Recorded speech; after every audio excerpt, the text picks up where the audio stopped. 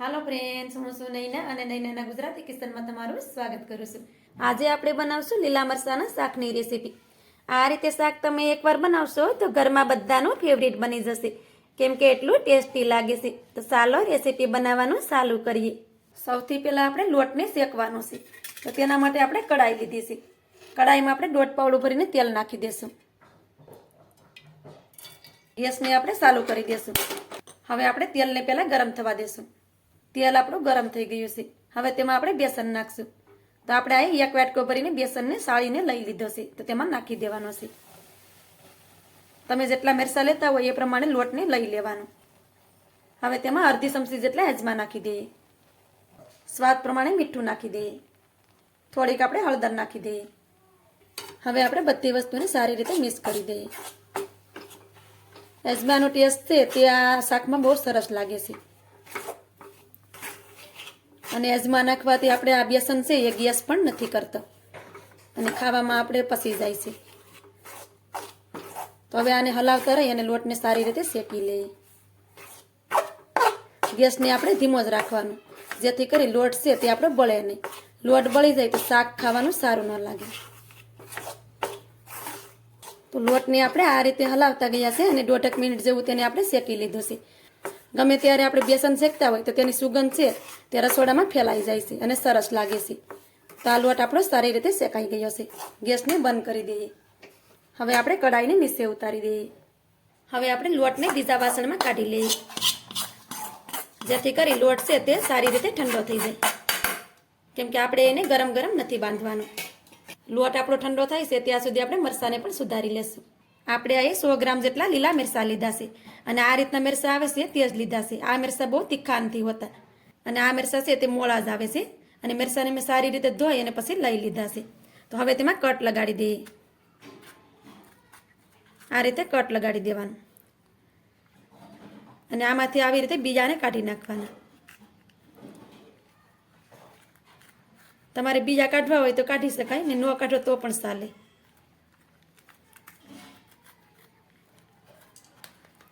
તો આવી રીતે આપણે થોડા થોડા બીજા કાઢી નાખશું, બહુ નહીં કાઢીએ, કેમ કે આ શાકમાં બીજા થોડાક રહી તો સરસ લાગે.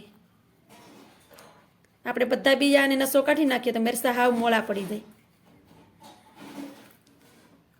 તો આવી રીતે કૂણા બીજા હોય તો આપણે બહુ ન કઢાય, થોડા થોડા કાઢી નાખવાના.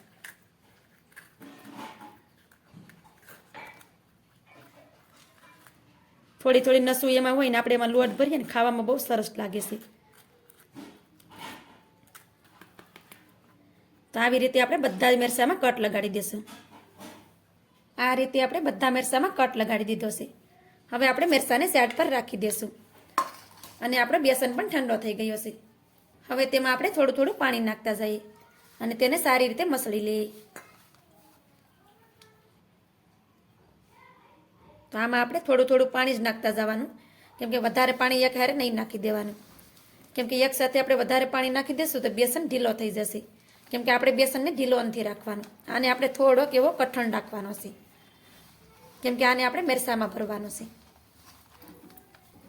તો આપણે આમાં થોડું થોડું પાણી નાખતા ગયા છે અને તમે જોઈ શકો છો કે બેસનને આપણે સારી રીતે મસળી લીધો છે.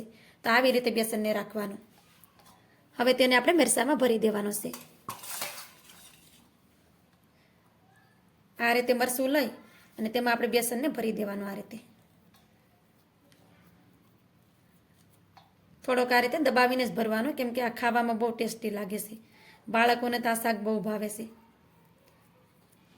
હજી સુધી મારી ચેનલને તમે સબસ્ક્રાઈબ ન કરી હોય તો સબસ્ક્રાઈબ કરી દેજો અને મને સપોર્ટ જરૂરથી કરજો. તો તમે જોઈ શકો છો કે આ રીતે આપણે એક મરચાંમાં બેસનને ભરી દીધો છે. હવે આવી જ રીતે આપણે બધા મરચાંમાં બેસનને ભરી અને પહેલાં રેડી કરી લઈએ. આ રીતે આપણે બધા મરચાંમાં લોટ ભરીને રેડી કરી લીધા છે. તો આપણે અહીં 100 મરચાં છે તો તેમાં આપણે 1 વાટકો લોટ છે તે એકદમ પરફેક્ટ છે. તમારે જો વધારે મરચાં લેતા હોય તો તમારે લોટ થોડોક વધારે લઈ લેવાનો. હવે આપણે શાકને બનાવી લેશું. શાક બનાવવા માટે આપણે કઢાઈ લીધી છે. હવે આપણે કઢાઈમાં 2 પાવડા ભરીને તેલ નાખી દઈશું. ગેસની ફ્લેમને આપણે ચાલુ કરી દઈશું. તેલને આપણે ગરમ થવા દઈશું. તેલ આપણું સારી રીતે ગરમ થઈ ગયું છે. હવે આપણે તેમાં અડધી ચમચી ભરીને જીરું નાખી દઈએ. જીરાને આપણે થોડી વાર માટે સાતળી લઈએ. જીરું આપણું સારી રીતે સતળાઈ ગયું છે. હવે તેમાં આપણે મરચાંને નાખી દઈશું. આ રીતે બધા જ મરચાંને નાખી દેવાના છે. ગેસની ફ્લેમને આપણે ધીમી કરી દઈશું અને ધીમી ગેસ ઉપર આપણે મરચાંને સારી રીતે સાતળી લેશું. આ રીતે હલાવતા રહી અને મરચાંને આપણે 1 મિનિટ જેવું સાતળી લેવાનું, જેથી કરી મરચાં છે એ સારી રીતે સતળાઈ જાય. મરચાંને આપણે હલાવતા રહી અને 1 મિનિટ સુધી સાતળી લીધા છે. તો મરચાં આપણા સારી રીતે સતળાઈ ગયા છે. મરચાંને આપણે વધારે પડતા નથી સાતળવાના, 1 મિનિટ સુધી તેને સાતળી લેવાના. મરચાંને આપણે 1 મિનિટ સાતળશું તો તેનો કલર પણ આ રીતે ચેન્જ થઈ જશે. હવે તેમાં આપણે થોડીક હળદર નાખી દઈએ. સ્વાદ પ્રમાણે મીઠું નાખી દેવાનું, કેમ કે મીઠું આપણે પહેલાં પણ નાખ્યું હતું, એટલે આમાં થોડુંક મીઠું ઓછું નાખવાનું. અડધી ચમચી ભરીને મરચું નાખી દઈએ, કેમ કે આ મરચાં છે તે મોળા હોય છે, તો આપણે થોડુંક એવું તીખું મરચું નાખી દઈએ. હવે તેમાં 1 ચમચી જેટલું પાણી નાખીએ અને બધી વસ્તુને સારી રીતે મિક્સ કરી દઈએ. તમે જો તીખા મરચાં લેતા હોય અને તો તમે એમાં મરચું ન નાખો તો પણ ચાલે, અને તમે એને મરચાં વિનાનું બનાવો તો પણ ચાલે, કેમ કે ઘણા લોકો મોળું જ ખાતા હોય છે તો તે મરચું નથી નાખતા. પણ આ મરચાં છે તે હાવ મોળા આવે છે, તો તેમાં થોડુંક આપણે તીખું મરચું નાખી દઈએ તો ખાવા માટે ટેસ્ટી બને છે. આમાં આપણે મીઠાનું પ્રમાણ થોડુંક ઓછું રાખવાનું, કેમ કે મીઠું આપણે લોટમાં પણ નાખ્યું હોય, એટલે જો વધારે મીઠું પછી આમાં નાખી દઈએ તો શાક છે તે ખારું થઈ જાય. તો મીઠું તો આપણે શાક સડી જાય પછી પણ આપણે એનો ટેસ્ટ કરીને નાખી શકીએ, પણ શાક છે તે ખારું થઈ જશે તો તેમાં આપણે કંઈ જ નહીં કરી શકીએ. અને જો શાક મોળું હશે તો તેમાં આપણે મીઠું ફરીવાર નાખી શકીશું, એટલે થોડુંક મીઠાનું પ્રમાણ ઓછું જ રાખવું. તો મરચાંને આપણે મસાલામાં પણ થોડી વાર માટે સાતળી લીધા છે અને તમે જોઈ શકો છો કે આ રીતે તેલ પણ છૂટું પડી ગયું છે. હવે તેમાં પાણી નાખી દઈએ. તો આપણે તેમાં અડધો ગ્લાસ ભરીને પાણી નાખી દઈએ. તમારે જો વધારે કઢી રાખવી હોય તો વધારે પણ તમે પાણી નાખી શકો. આ શાક છે એ જેમ જેમ સળીએ એમાં આ કઢી છે એ ઘાટી થઈ જાય.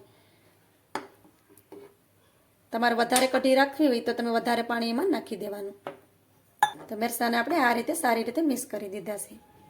હવે આપણે તેની ઉપર ઢાંકણને ઢાંકી દઈએ. ગેસને આપણે ધીમો કરી દઈએ અને ધીમા ગેસ ઉપર એને આપણે 6 થી 7 મિનિટ સુધી પાકવા દઈએ, જેથી કરી શાક આપણું સારી રીતે સળી જાય. શાકને આપણે ધીમા ગેસ ઉપર 6 થી 7 મિનિટ માટે સળવા દીધું છે. હવે આપણે શાકને જોઈ લેવાનું.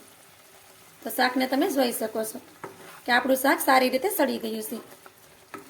અને કઢીને જોઈએ તો કઢી પણ આ રીતે ઘાટી થઈ ગઈ છે. આ રીતે કઢી હોય તો તે ખાવામાં મજા આવે છે. હજી આ શાક ઠંડુ થશે એમ કઢી છે તે એકદમ ઘાટી થઈ જશે. હવે આપણે ગેસને બંધ કરી દઈએ. ઉપરથી આપણે થોડાક લીલા ધાણા નાખી દઈએ અને તેને પણ સારી રીતે મિક્સ કરી દઈએ. હવે આપણે શાકને ગરમા ગરમ સર્વ કરીએ. તો તમે જોઈ શકો છો કે એકદમ ટેસ્ટી એવું આપણું મરચાંનું શાક બનીને રેડી થઈ ગયું છે.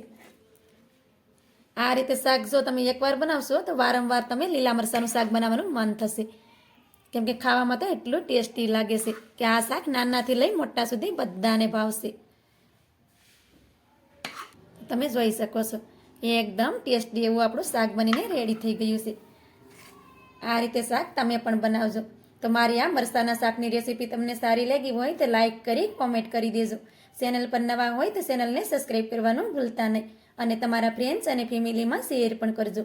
તો મળીએ એક આવી જ નવી રેસીપીની સાથે. ત્યાં સુધી બધાને જય માતાજી.